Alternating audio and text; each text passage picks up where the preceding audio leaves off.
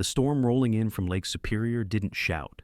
It pressed in slowly, turning streets into silence and hills into uncertainty. High on a frozen ridge, a former Navy SEAL had chosen a life of quiet, sharing it with only his loyal K-9 partner. No neighbors, no questions, just routine and restraint. Then, through the wind and snow, came a knock at his door. Soft, careful, unplanned. What stood on his porch would disturb the calm he had built, uncover truths meant to stay hidden, and lead him toward a choice that would change more than one life. What happens next will make you believe in quiet miracles and second chances for the forgotten. Before we begin, tell me where you are watching from. Drop your country in the comments below. If you believe no child or animal should ever face fear alone, you'd hit subscribe now and share this story with someone who needs hope. Duluth, Minnesota sat under a winter that did not forgive mistakes. The wind off Lake Superior came in long, uninterrupted sheets, pushing snow sideways and flattening the city into shades of gray and white. Streetlights blurred, sound carried poorly, distance lied. On nights like this, the cold did not rush. It waited, patient and exact, for anything careless enough to slow down. Above the harbor and the silent cranes, past the last plowed road, Superior Ridge disappeared into the storm. Nash Carver lived there alone.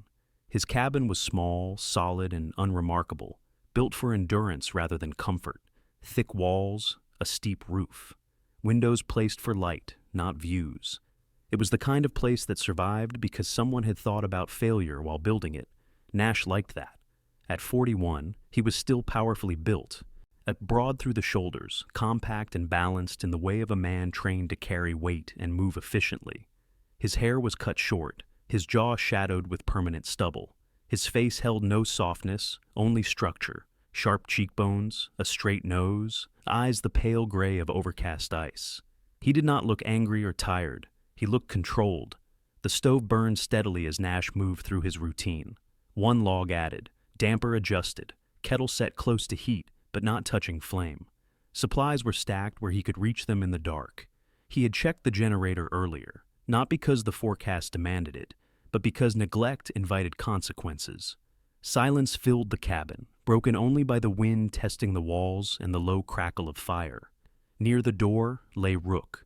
Rook was a Belgian Malinois, 7 years old, and lean and muscular, built for speed and endurance rather than bulk. His coat was fawn with a black mask that gave his face a serious, focused expression even at rest. One ear tipped slightly at the edge, an old injury that never slowed him. A thin scar cut through the fur along his shoulder, barely visible unless the light caught it. He lay still, chin on his paws, eyes half closed but aware. Rook was not sleeping. He was waiting. The change came quietly. Rook lifted his head, his ears angled forward. His body rose in one smooth motion, weight balanced, muscles ready. He did not bark. He did not growl. He stared at the door. Nash stopped moving. He listened, not for sound, but for rhythm. The wind surged and fell. Snow struck the walls unevenly. Then came a knock, soft, hesitant, almost apologetic. A second knock followed, clearer, controlled, human. Nash crossed the room without hurry. His hand closed around the doorknob. Cold seeped through the metal. He waited a beat, confirming what his instincts already told him. One person. Breathing uneven. No immediate threat. He opened the door. The storm forced its way inside, snow spinning across the floorboards before Nash blocked it with his body. On the porch stood a woman, small and rigid with cold. She wore a long wool coat, dark and worn thin at the seams, snow clinging to the hem. A thick knitted scarf was wrapped tightly around her neck, pulled high against the wind. Her hair was silver, pulled back into a loose bun that had begun to come apart. Strands stuck to her forehead, damp and frozen. She looked up at Nash without hesitation. "I'm Loretta Quinn," she said. Her voice was rough but steady, all scraped raw by cold air. "I need a place to warm up, just for the night." She held a canvas tote in gloved hands. Her posture was upright, stubborn. She wasn't pleading. She was stating a need. Rook stepped into view behind Nash. He stood tall and silent, eyes fixed first on the darkness beyond the porch, then on the woman, then on the bag she carried. His presence filled the doorway. Loretta noticed him and paused, but she didn't retreat.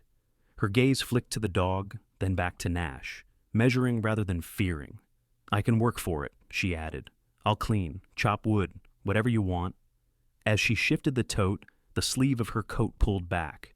Nash caught sight of her wrist. A bruise marked the skin, yellowed at the edges, shaped like fingers. Not fresh, not accidental. He did not react. Rook leaned forward and inhaled slowly near the bag. His ears twitched. He held there a moment longer than curiosity required. Nash knew the signal. The scent was faint but wrong, sharp, chemical, out of place. Gasoline. Loretta tightened her grip on the tote, not defensively, but as if she were holding on to something essential. Snow piled against the porch railing, the wind howled, cold pushed at Nash's back. This was the point where he usually closed doors. He had built his life around that habit, keeping distance, keeping control, limiting variables. But Loretta wasn't asking for safety or solutions. She was asking for heat. One night, Nash stepped aside. "Come in," he said. She hesitated only a second, then moved forward carefully, boots stiff, shoulders drawn in. The warmth hit her immediately. She exhaled. Oh, a small sound she didn't seem aware of making. Rook shifted to allow her space, then turned back toward the open doorway, watching the storm as if it might follow. Nash closed the door and slid the bolt into place. The wind was cut off. The cabin settled back into its quiet rhythm. Loretta stood just inside, hands still wrapped around the tote, breathing slowly as feeling returned to her fingers. She did not speak. She did not look around. She simply stood there, absorbing warmth like something relearning how to function. Nash watched her for a moment, then turned back to the stove. Outside, the storm continued without pause.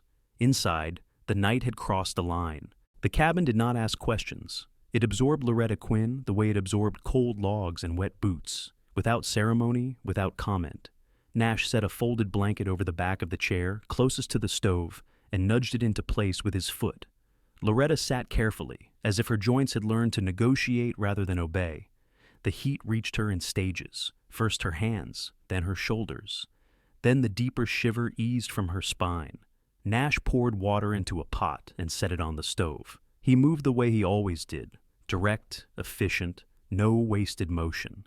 He did not hover. He did not ask if she was comfortable. Comfort was something the body decided on its own.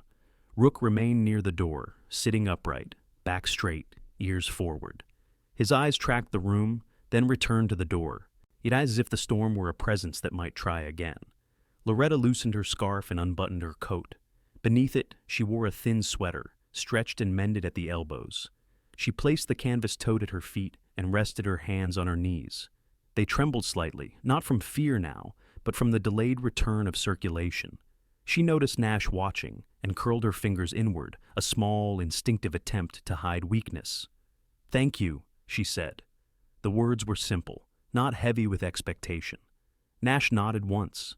He reached for a mug, poured hot water over a tea bag, and slid it across to her, without asking what kind she preferred. She wrapped her hands around it immediately.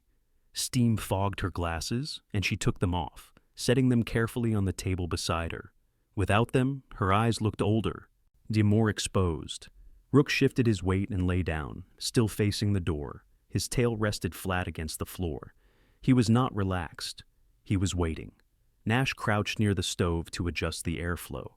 The fire responded, flames tightening and brightening. When he stood, his gaze fell briefly to the tote at Loretta's feet. He did not touch it. He did not ask what was inside. The dog's earlier reaction had told him enough to know that the answer mattered and that it would come on its own time. Loretta took a careful sip of tea, her shoulders lowered a fraction. "You live up here year-round?" she asked. "Yes," Nash said. "Alone?" "Yes." She nodded as if that fit the shape of the place. "Quiet suits some people." Nash did not answer. He turned to the counter and pulled out a can of soup, a knife, a loaf of bread wrapped in cloth. He moved with the practiced economy of someone who had cooked for survival rather than pleasure. The knife work was clean. Controlled, Loretta watched him without staring. There was an intelligence in her gaze, a habit of observation that suggested she had learned to read people because she had needed to. "Your dog," she said after a moment. He's trained. Yes. Police? No. She accepted that without pushing. Rook's ears flicked at the sound of her voice, but did not turn. His focus remained outward. The soup warmed, thick and steady. Nash poured it into a bowl and handed it to Loretta with a slice of bread. She took it with both hands, the way someone accepts something they don't want to spill, not food but dignity. She ate slowly, savoring warmth more than flavor. As she leaned forward, the canvas tote shifted. Though the top gaped open just enough for a thick envelope to slide out and land on the floor near Nash's boot. The paper made a soft sound, final in a way that felt heavier than its weight. Rook's head lifted instantly, his ears angled forward, his gaze locked not on Loretta, but on the envelope.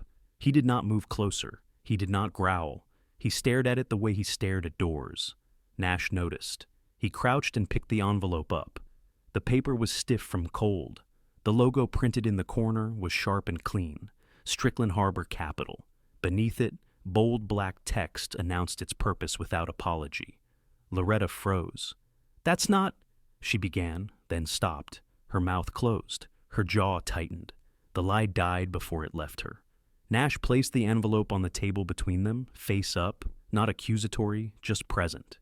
He did not ask questions. He waited. Loretta set the spoon down carefully.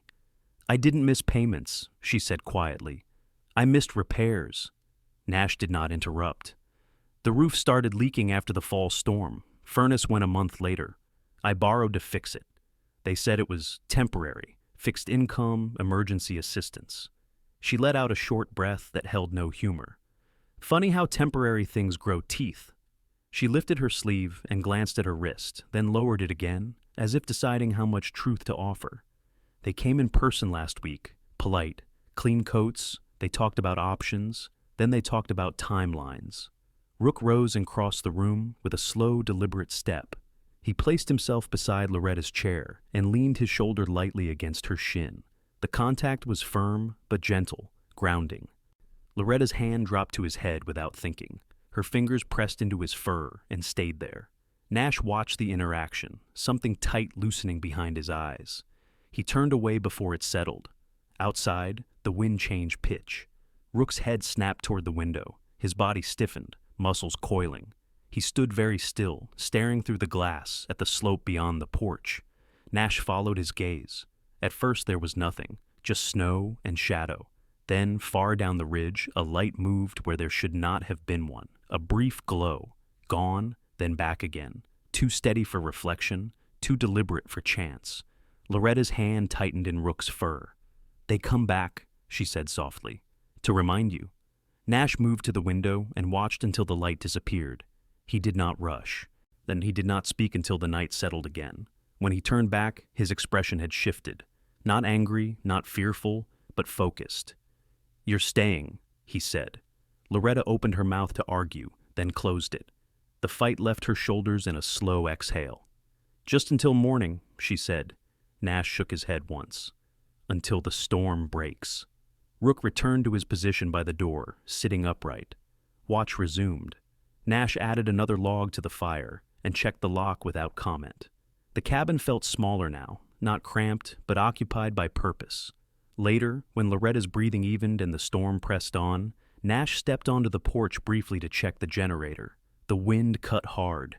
As he turned back, headlights flashed at the bottom of the ridge road. A truck idled, then rolled on without climbing. Nash memorized the sound of the engine. When he came inside, Rook met his eyes. No alarm, just confirmation. The night stretched long. None of them slept. Morning came without ceremony. The storm loosened its grip, but did not release it.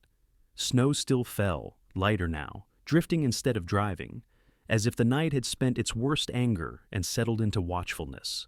The world outside the cabin looked flattened and unfamiliar. Every line softened, every landmark reduced to suggestion. Sound traveled farther in the cold daylight. Engines echoed, footsteps carried. Nash had been awake for hours. He stood at the window with a mug gone untouched in his hand, studying the ridge road below. Tire tracks from the night before were already filling in, the snow smoothing them over like a deliberate erasure. Rook sat beside him, posture upright, eyes fixed on the same stretch of slope. The dog's focus had not dimmed with daylight. If anything, it sharpened. Loretta slept in the chair by the stove. Any blanket pulled up to her shoulders, glasses folded neatly on the table. Her breathing was shallow but even. Color had returned to her face, though it brought no softness with it. She looked smaller in sleep, as if rest allowed her to stop holding herself together by force alone. Nash turned away quietly and packed a small bag. Antibiotics, cough syrup, basic supplies. He did not wake her until he was ready. "I'm heading into town," he said when she stirred. "I'll be back before dark." Loretta sat up slowly, joints protesting. "I didn't mean to make trouble." Nash met her eyes. "You didn't." Rook rose at once and moved to the door, tail still, ears forward. He understood the routine.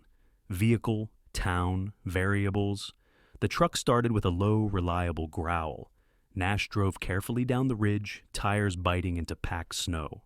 The city emerged in layers. First rooftops, then streets, then the harbor cranes standing like frozen sentinels against the gray sky. Duluth moved slowly after a storm. People respected the ice. They also respected routine. Life resumed not because conditions improved, but because waiting carried its own risks. At the pharmacy near the waterfront, Nash parked and stepped out into the cold. Rook remained in the truck, watching through the windshield. Inside, the air smelled of disinfectant and stale coffee. A few locals moved between aisles with the quiet efficiency of people who knew exactly what they needed. Nash was halfway to the counter when a voice spoke his name. "Nash Carver." He turned. Deputy Eli Novak stood near the entrance, hat tucked under his arm, jacket still dusted with snow. Eli was in his early 30s, yet tall and broad-shouldered, with a solid, practical build that suggested farm work before the badge. His hair was light brown, cut short, and his face carried the beginnings of permanent lines at the eyes, creases earned squinting into wind and paperwork alike. His jaw was clean-shaven, but the skin beneath showed the roughness of a man who didn't spend much time thinking about mirrors. "I heard you were back up on the ridge," Eli said. His tone was neutral, but his eyes carried recognition and a hint of relief. "Didn't think anyone stayed up there through storms like last night." Nash inclined his head. "Some of us don't move well." Eli smiled faintly, then glanced at the items in Nash's hands. "Everything all right?" Nash considered how much truth fit inside that question. "Helping someone," he said. Eli nodded. He hesitated. It then lowered his voice. "If you need anything, let me know." There was something restrained in the way he said it, a man balancing obligation against instinct. Nash filed that away. Outside, as Nash crossed toward the general store for supplies, Rook's posture changed. The dog stiffened in the truck, head lifting, eyes locked on the sidewalk ahead. A man stood near the entrance, hands tucked into the pockets of a dark work jacket layered over a gray hoodie. He was in his mid-30s, average height, solid but not bulky. His beard was trimmed close along a blunt jaw, his hair cut short and neat, the kind of grooming meant to look approachable. His eyes were sharp, measuring, set in a face that practiced friendliness like a skill. He watched Nash approach and smiled. "Morning," the man said. His voice was smooth, warm enough to pass casual inspection. "You're new around here." Nash stopped an arm's length away. "No." The man's smile widened a fraction, as if amused rather than challenged. "Name's Trent Harker," he said, extending a hand. Nash did not take it. Trent let his hand fall easily, unfazed. His gaze flicked past Nash to the truck, to the shape of Rook visible through the windshield, then back. "I'm asking around for an older woman," he said lightly. "Cold night, dangerous for folks who wander." Nash felt the words settle into place. "She's safe." Trent tilted his head, studying him. The smile remained, but it no longer reached his eyes. "Safe is a flexible word," he said. "People get confused. Paperwork gets misunderstood." Rook let out a low sound from his chest, not a growl. Any but a warning pitched just high enough to be unmistakable. Trent's gaze snapped briefly to the dog, then returned to Nash. "Enjoy your stay," Trent said, stepping aside to clear the doorway. The words landed like a forecast. Nash moved past him without reply. On the drive back up the ridge, Nash kept the radio off. He listened instead to the engine, to the tires, to the subtle changes in sound that signaled attention being paid elsewhere. At one bend, he checked the mirror and saw nothing. At another, he thought he caught movement near the tree line, but the snow swallowed it before he could be sure. When the cabin came back into view, Loretta stood on the porch, bundled in her coat, watching the road. She looked relieved when the truck appeared. "You saw him," she said as Nash stepped out. "Yes." She nodded once. "They don't rush. They don't have to." Inside, Nash set the supplies down and checked the locks. Rook paced the perimeter, nose low, tracing lines only he could see. He paused near the back of the cabin, ears lifting, then moved on. By late afternoon, clouds thickened again. The light dulled. Nash stacked more wood by the stove and tested the generator a second time. Loretta rested in the chair, her cough returning in dry bursts that left her breathless afterward. As dusk settled, a truck appeared on the lower road. It did not climb. It parked where no one parked unless they were waiting. The engine idled, then went silent. Rook stood and stared through the window, body rigid. Nash watched with him, the truth settling into place with uncomfortable clarity. Offering heat had not created a problem. It had revealed one. The truck stayed for 10 minutes. And then its headlights flashed once and disappeared down the slope. The cabin grew quiet again. Not the quiet Nash had chosen for himself, but one that carried intent. He locked the door, added another log to the fire, and sat where he could see both windows. No one slept. Night returned early, dragged in by low clouds that swallowed what little color the day had offered. The ridge grew quiet again, not with the clean emptiness Nash preferred, but with a waiting stillness that pressed against the cabin walls, the kind of quiet that carried intention. Inside, the stove worked steadily.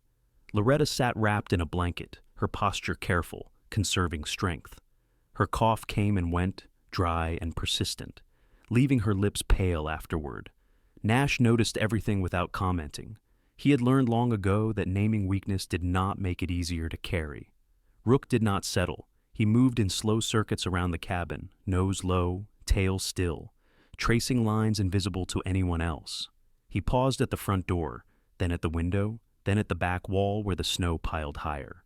Each time, he inhaled deeply, sorting layers of scent the way Nash sorted information, by relevance, by threat. Nash watched him from the table, hands wrapped around a mug he hadn't finished. "Show me," he said quietly. Rook stopped. He looked at Nash once, then moved toward the back of the cabin. His paws sank into the snow outside as soon as Nash opened the door. The cold bit immediately, sharp and deliberate. Rook ignored it. He led Nash along the rear wall, past the stacked woodpile, toward a fence post, half buried by drifted snow. There, Rook stopped and sat. Nash knelt and brushed snow away with a gloved hand. The surface beneath was wrong, compressed, disturbed, then carefully smoothed. He dug deeper, slow and controlled. His fingers struck metal. It was small, black, no larger than his palm, a magnetized tracking unit, and cheap and disposable, sealed against moisture. Nash held it for a moment, feeling its weight settle into certainty. "They're watching," Loretta said behind him. He turned. She stood in the doorway, wrapped in the blanket, her face tight but unsurprised. "They don't trust paper alone," she continued. "They trust fear." Nash wrapped the device in cloth and set it aside on the workbench. He did not destroy it. Destruction ended questions. Evidence invited them. Rook circled once more, then returned to the door, resuming his watch as if nothing had happened. The discovery did not agitate him. It confirmed what he already knew.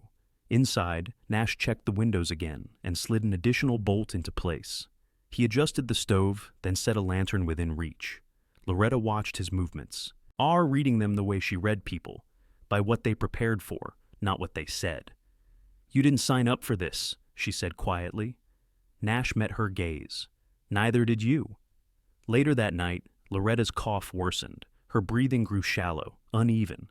Nash listened through the wall, counting seconds between breaths.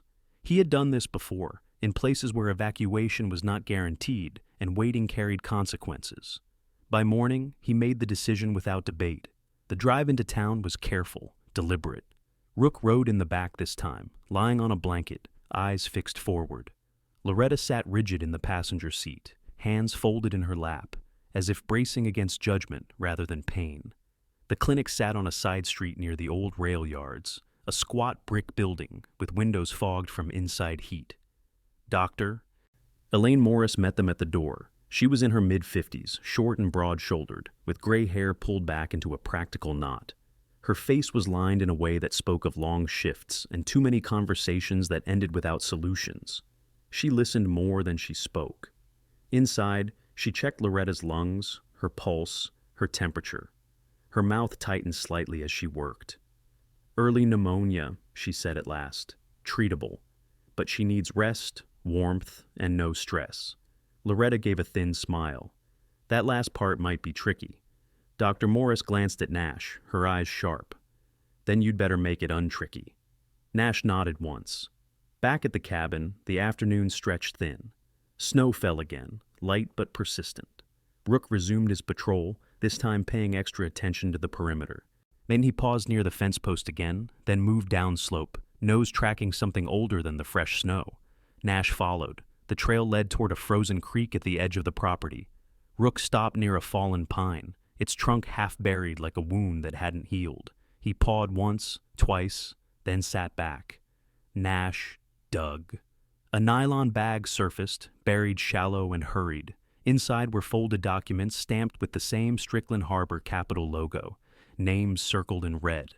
Addresses clustered along old logging roads. Tucked beneath them was a small USB drive, scuffed but intact. This was no longer coincidence. It was pattern. Nash sealed the bag and returned to the cabin without opening it. Curiosity, he knew, killed people who mistook information for control. That evening, the radio crackled to life with local news. A familiar voice filled the room. "This is Maya Klein with North Harbor Signal." Loretta looked up. "She doesn't quit," she said softly. Nash turned the volume up. Maya Klein's voice was calm, deliberate. She sounded like someone who had learned to pace truth so it would land harder. She was in her late 30s, tall and spare, with dark hair usually pulled back and eyes that missed very little. She had built her reputation on stories no one else wanted to touch. As Nash listened, pieces aligned. He shut the radio off and reached for his jacket. "I'll be back," he said to Loretta. Rook stood immediately. The radio station occupied a converted storefront near Main Street, its windows fogged by heat and old equipment. Maya opened the door herself. She wore a heavy sweater, sleeves pushed up, ink smudged on her fingers. Her gaze flicked to Nash's face, then to Rook, then back. "You look like trouble," she said. "I need someone who listens," Nash replied. Inside, he set the bag on the table. Maya's expression changed as she examined the contents. The humor left her eyes. "They've been sloppy," she said quietly. "Or arrogant." Outside, night settled over Duluth again. Back at the cabin, Loretta slept fitfully. Rook lay near her chair, head on his paws, eyes open. Nash sat at the table, hands still, listening to the wind and the slow click of cooling metal. This had stopped being about shelter. It was about lines that had already been crossed. The cabin felt different after Nash returned from town. Not louder, not smaller, just aware. As if the walls had learned something and were holding it carefully. Loretta slept through most of the evening, her breath uneven but steadier than before, the medication beginning to do its work. Rook lay near her chair, head down, eyes open, tracking every shift of shadow and sound. Nash did not turn on the radio again. He didn't need it. The pieces he had set in motion would move whether he watched them or not. He spent the first hours after dark doing the unglamorous work that kept people alive. He replaced a worn lock on the back door, tightened the screws on the window latches, and tested the generator under load. His hands moved with practiced patience, both the kind that came from knowing that mistakes did not announce themselves until it was too late. Outside, the snow kept falling, lighter now, layering the world into clean deception. Near midnight, Rook rose without sound and went to the back window. His posture changed subtly, neck extended, weight forward, tail stiff. Nash followed his gaze. The tree line held still, the creek lay frozen and silent. Nothing moved, and yet Rook did not relax. Nash opened the door just enough to let cold spill across the floor. Rook slipped out and began a slow sweep of the yard, nose low, working in tight arcs. Nash watched from the threshold, counting seconds, memorizing patterns. When Rook returned, he did not signal a find. He sat at Nash's feet and looked up once, a quiet confirmation. Something had been here, but it wasn't here now. The phone buzzed in Nash's pocket at 12:41 a.m. Unknown number. He He stepped back inside and closed the door before answering. The message was short, clinical, almost polite. You're holding property that isn't yours. Return it, and this ends quietly. Nash did not reply. He powered the phone down and set it face down on the counter. Silence, chosen this time, felt like leverage. The morning broke thin and gray. Clouds hung low, pressing down on the ridge. Loretta woke coughing, the sound dry and sharp, then subsided with water and time. She insisted on sitting upright, on folding her blanket, on being useful even when usefulness was measured in inches. "You shouldn't carry this for me," she said, not looking at him. Nash split kindling with slow, even strikes. "I'm not carrying you," he said. "Oh, I'm standing with you." She absorbed that quietly, as if testing whether the words could hold weight. By late morning, Nash drove back into town.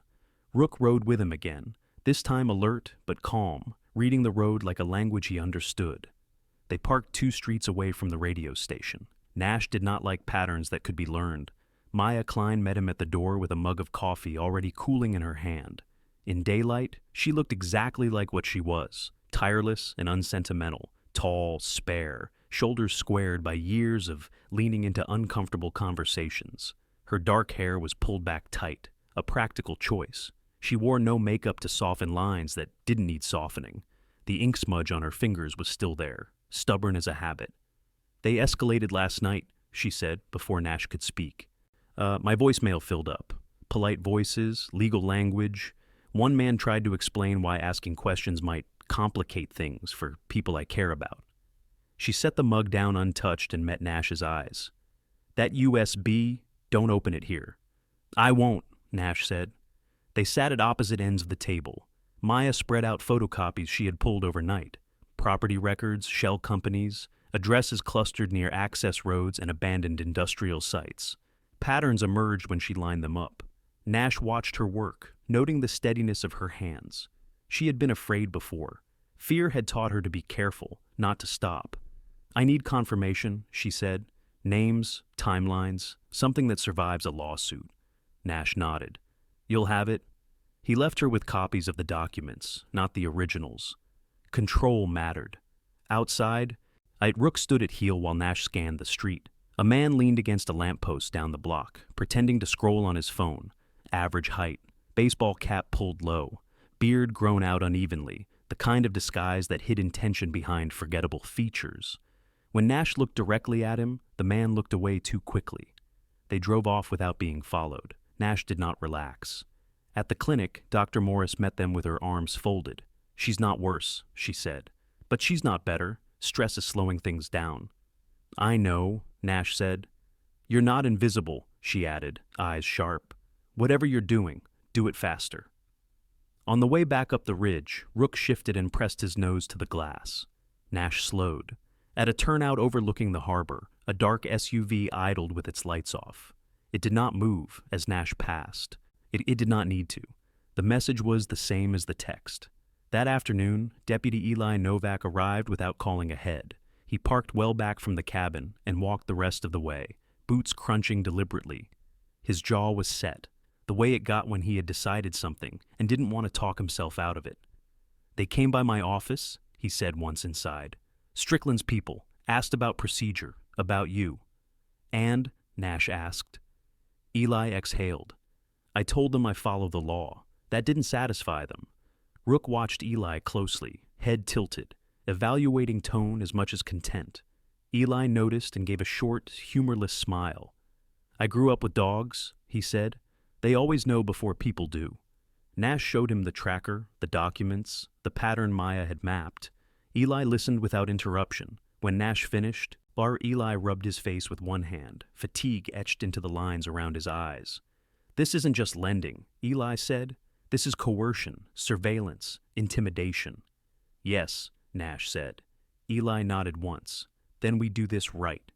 As dusk fell, the pressure came again. The power cut cleanly at 6:17 p.m.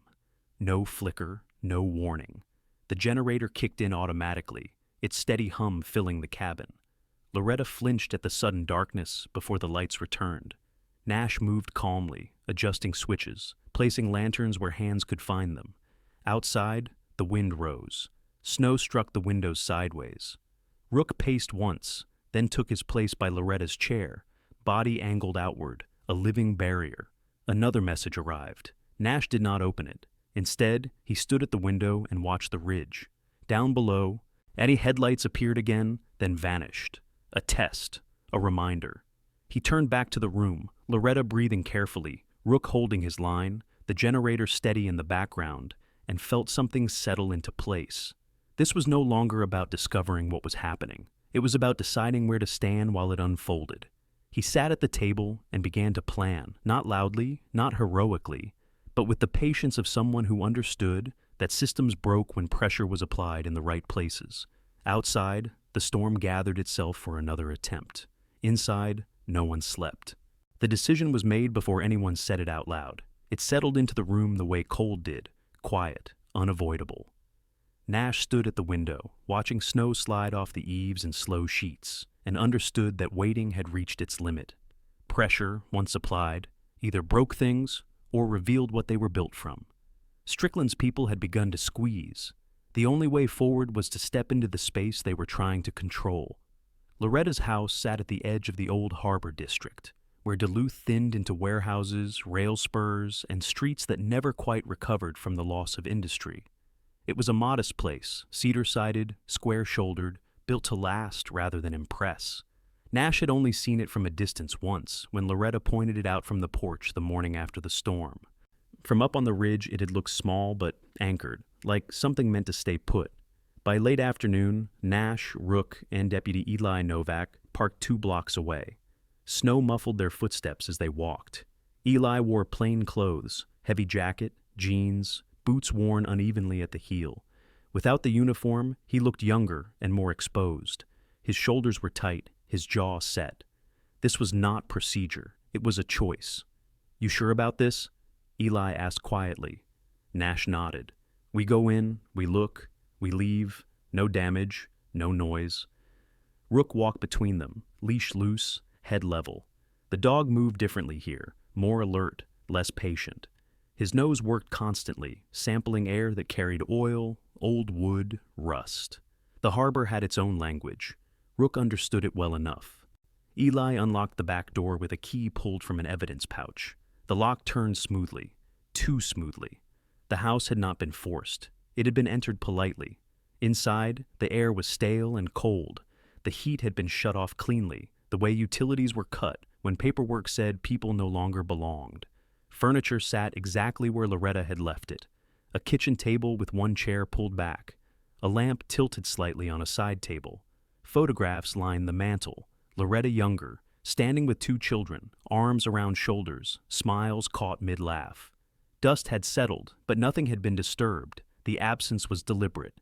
"They didn't clear it," Eli murmured. "They rushed." Nash moved room to room with careful steps. He wasn't searching for valuables. He was searching for intention. Rook paused at the base of the basement stairs, ears forward, body still. He sniffed once, then sat. Nash followed him down. The basement smelled wrong, sharp, chemical.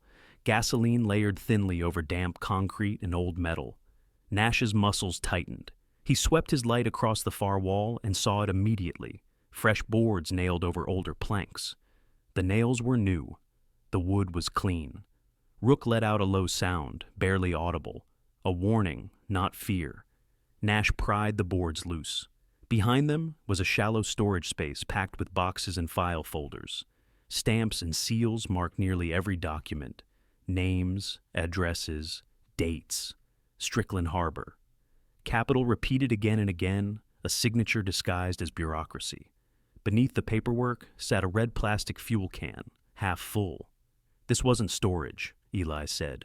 This was cleanup." Footsteps sounded above them. A voice followed, smooth and unhurried. "You should have stayed warm." Trent Harker appeared at the top of the stairs, framed by the doorway like he belonged there. Up close, his friendliness looked practiced, the kind that survived rejection. His beard was trimmed close, his jacket clean. 2 men stood behind him, broad, quiet, faces neutral, not muscle. Professionals. Nash closed the distance without drama. He moved fast and clean, disarming Trent with a twist that dropped him to a knee before the other men reacted. Rook lunged forward, not to bite, but to block, placing himself squarely between Nash and the others, teeth bared just enough to be understood. "Back away," Nash said, voice flat. The men hesitated. One of them glanced at the fuel can, then at the dog. Calculation replaced confidence.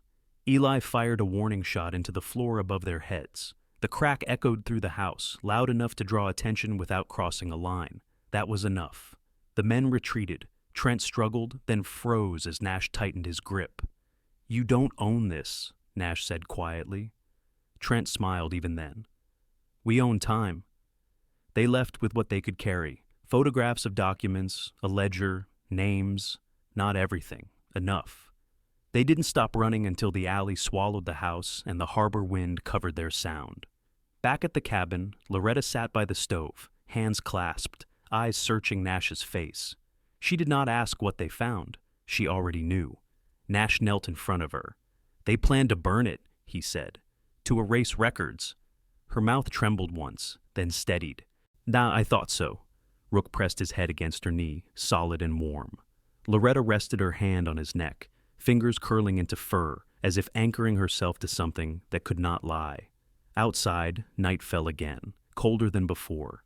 Somewhere in the city, engines moved, phones rang, pressure shifted. The house had not emptied quietly, and neither would the truth. The fallout came faster than Nash expected, and slower than he wanted. That was how pressure worked when it wore a suit instead of a uniform. It didn't explode, it accumulated. The morning after the break-in, Duluth woke to a sky the color of brushed steel. The harbor was active again, trucks groaning along icy streets, cranes pivoting with familiar indifference. From the outside, nothing had changed. Inside the systems that fed on silence, everything had.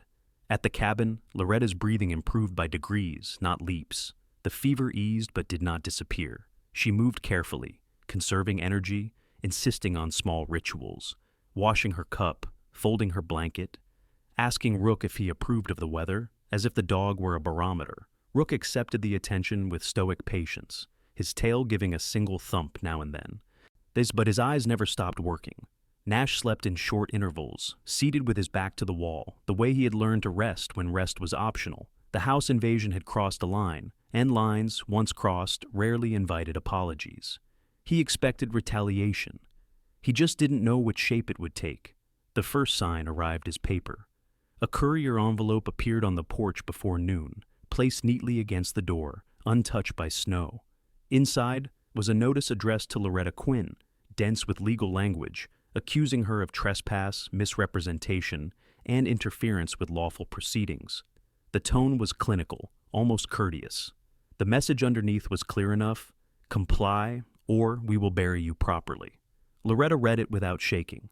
"They're fast," she said. "Yes," Nash replied. "Yes, and loud." The second sign arrived as a phone call. Deputy Eli Novak didn't bother with greetings. "They've filed a complaint," he said. "Against me." "For what?" "Improper access, abuse of authority, interference." Eli exhaled sharply. "It's nonsense, but it sticks until it doesn't." "Are you okay?" Nash asked. There was a pause. "I will be," Eli said. "That's not the point." The third sign arrived as rumor. By late afternoon, Maya Klein's name was being said differently around town, not openly, carefully.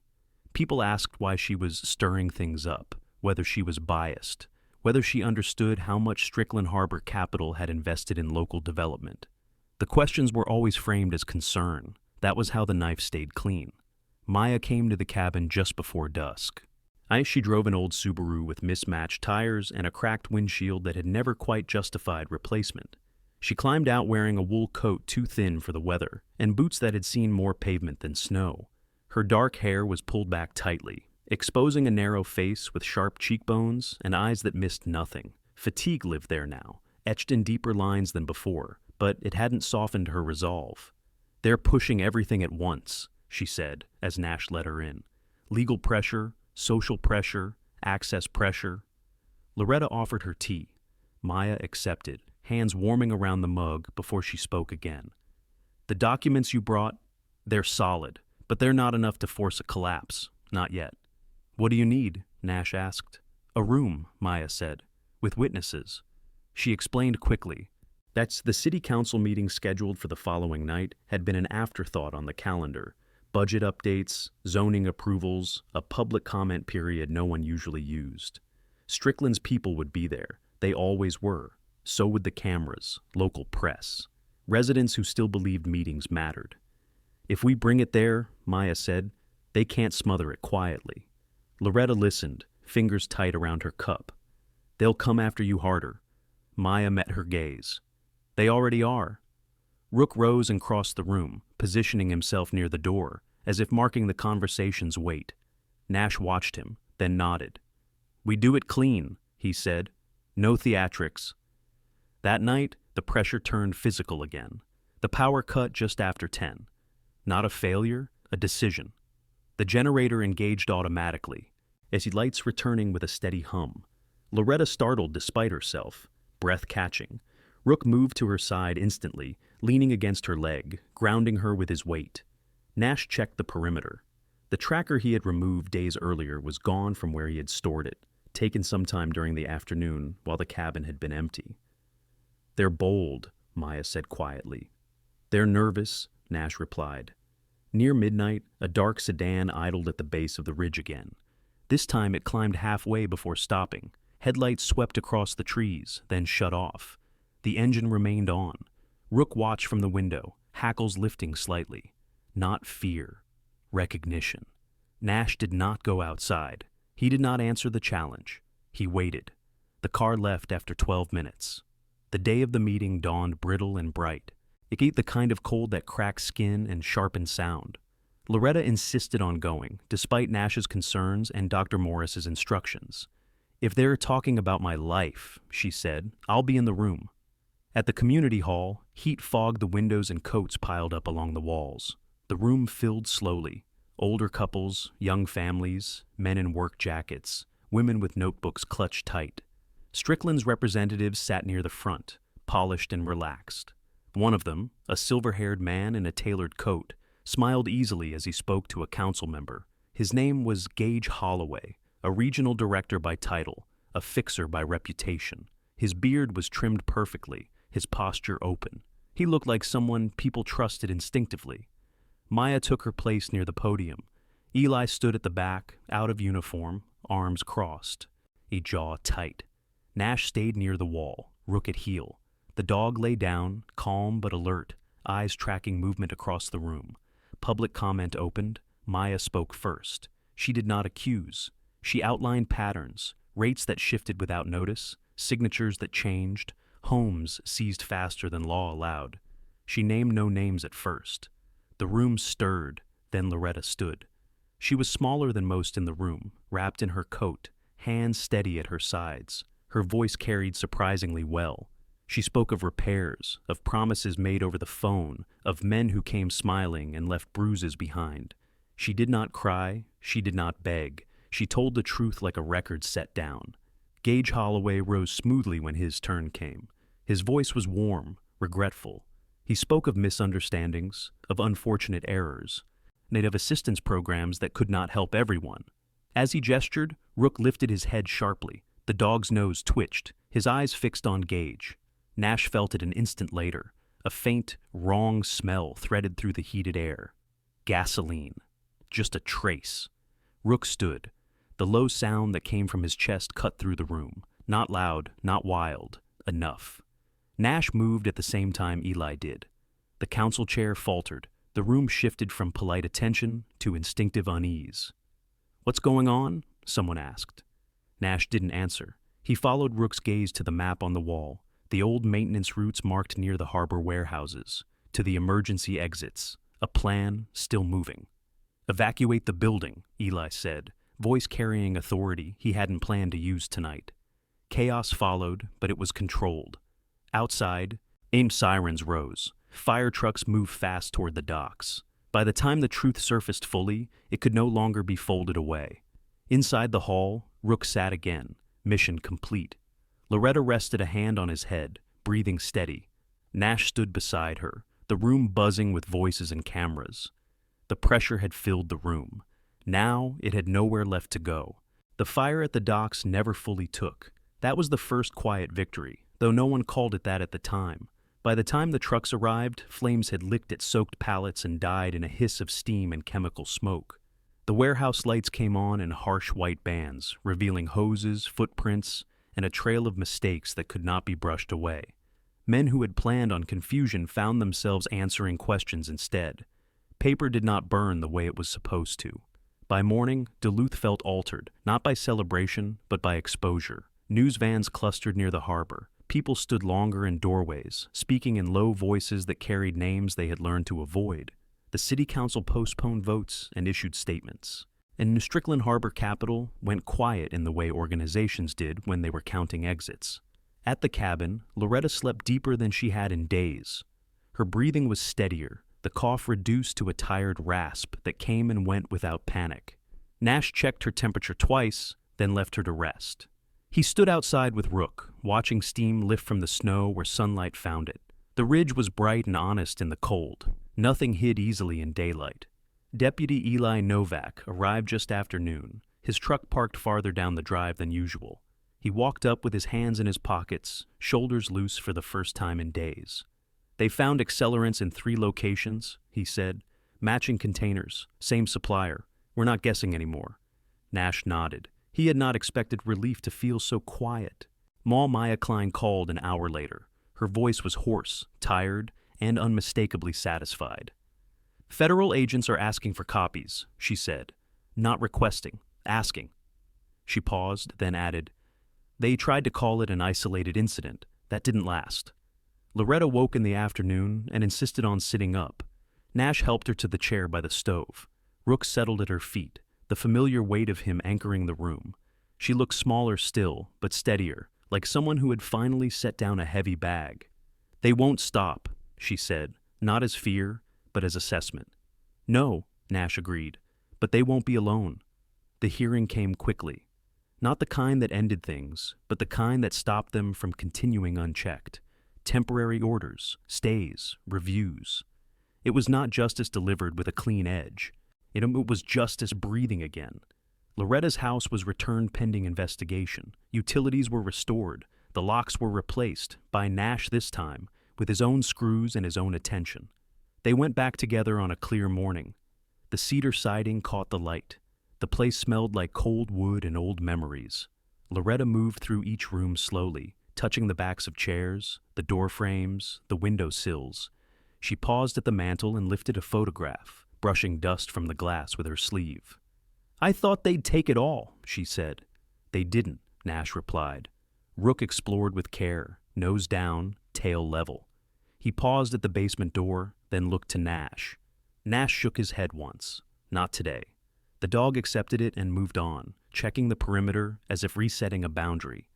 The town meeting reconvened the following week. It was less dramatic and more crowded. People filled the seats and stood along the walls. Some brought folders, others brought stories they had practiced telling in the mirror. The room did not need a dog to sense pressure anymore. It could feel itself. Gage Holloway did not attend. His seat remained empty, conspicuous in its polish. An interim representative spoke in measured tones and avoided eye contact. Maya listened, recorded, asked for documents. Eli stood at the back, uniform crisp again, jaw set with a different kind of confidence. Nash stayed near the door with Rook, not as a threat, but as a reminder that lines existed. Afterward, neighbors brought casseroles to Loretta's house.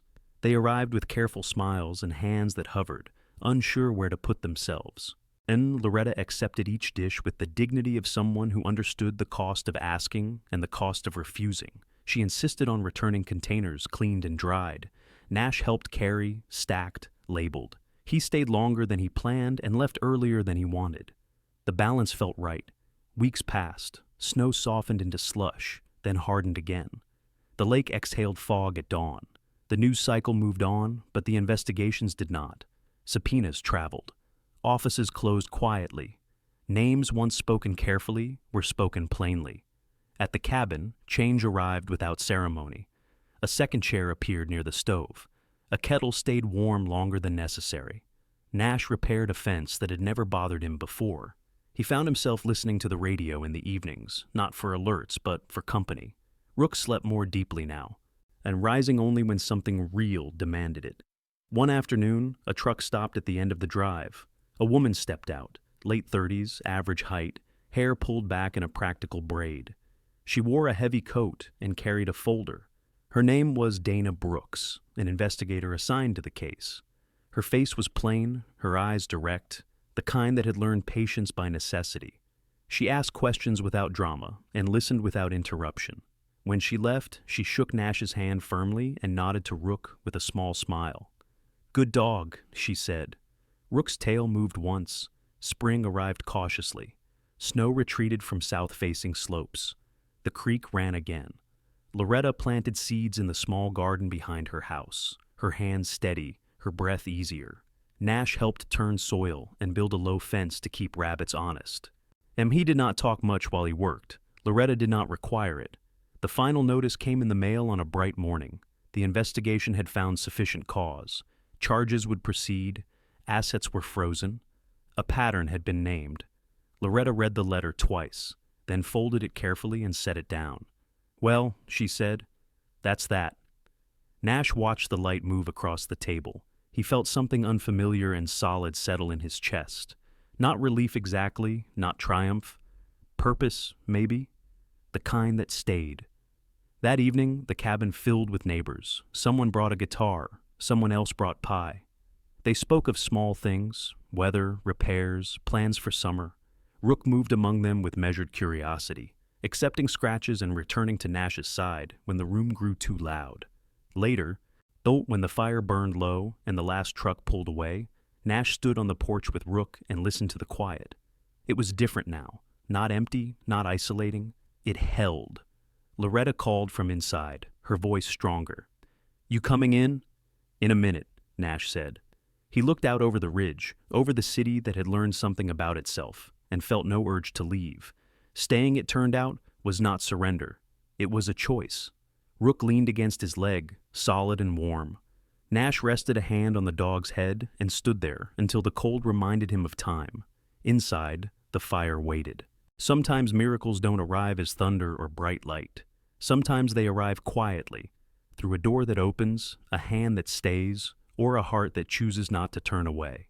This story reminds us that God often works in ordinary moments, through ordinary people, a warm room on a cold night, a choice to protect instead of ignore, a decision to stand beside someone when it would be easier to walk away. These are not small things. In God's hands, they become miracles. In our daily lives, we may not face storms of snow or powerful forces trying to silence us, but we all face quieter storms, loneliness, fear, exhaustion, bills we don't know how to pay, or the feeling of being forgotten. And just like in this story, God's help often comes through people who listen, who show up, who choose kindness when no one is watching. Right? If this story touched your heart, take a moment to share it with someone who might need hope today. Let them know they are not alone. Tell us in the comments where you're watching from and what you believe God is teaching you in this season of your life. If you believe that faith, courage, and compassion still matter, please subscribe to the channel so you don't miss more stories like this. May God bless you and keep you. May He bring warmth to your home, peace to your mind, strength to your heart, and protection over you and those you love. And may you always remember, even the smallest act of love can become a miracle in God's perfect timing.